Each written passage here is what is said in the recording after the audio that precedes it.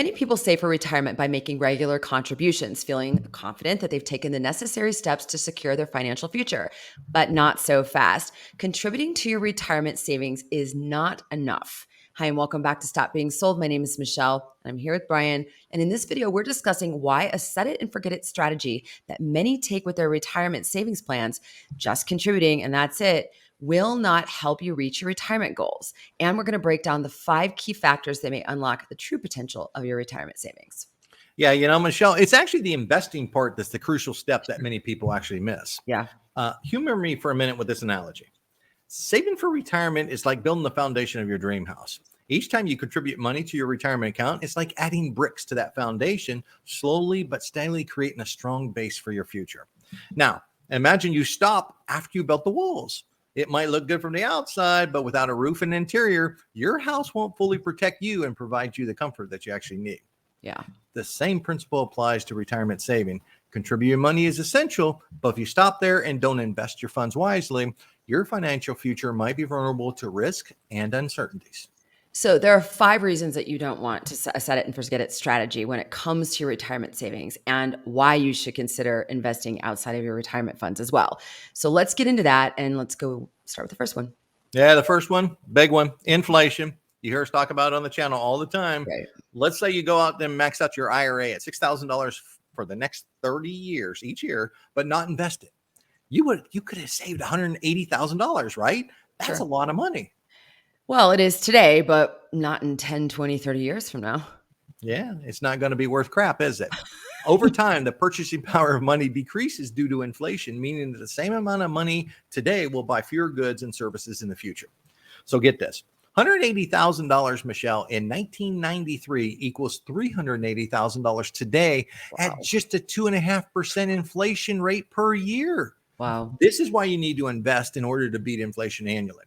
With the same $6,000 invested over 30 years at a 7% rate of return, you would have a little over $600,000. It's a huge difference.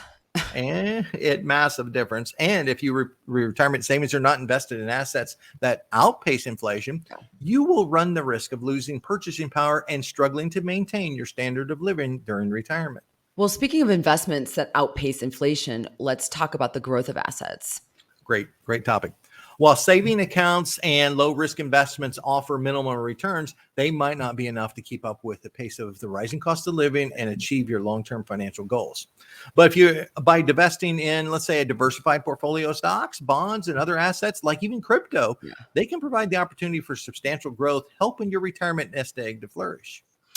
Okay, well, let's move on to the third factor then. Ooh, one of my favorite, compound interest. Mm-hmm. The 8th wonder of the world, as Einstein said.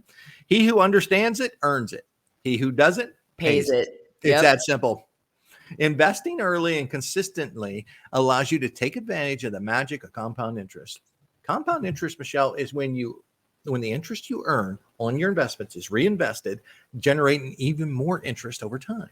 As a result, your money can grow exponentially, especially when invested for long periods of time. So with this growth that we're talking about, shouldn't people be concerned about exposure to risk? You bet. And that's the fourth factor. It's true that investments do come with risk. We know that. We talk about this on the channel all the time. And there's no guarantees of returns, right? Right. However, not investing at all also carries a risk. The risk of not having enough money to sustain yourself during retirement. Sure. While investing involves some level of risk, it can be managed by diversifying your portfolio and choosing investments that align with your risk tolerance and your overall financial goals. Over the long term, well thought out investments tend to outperform inflation and mitigate the risk of inadequate retirement savings. All right, well, let's move on to the final factor then. Catching up too late. The reality is procrastinating on investment for retirement can have severe consequences. The power of compound interest is most potent when given time to work. If you delay investing till later in life, you'll need to make significant larger contributions to catch up and achieve the same level of retirement security as someone who started much earlier in life.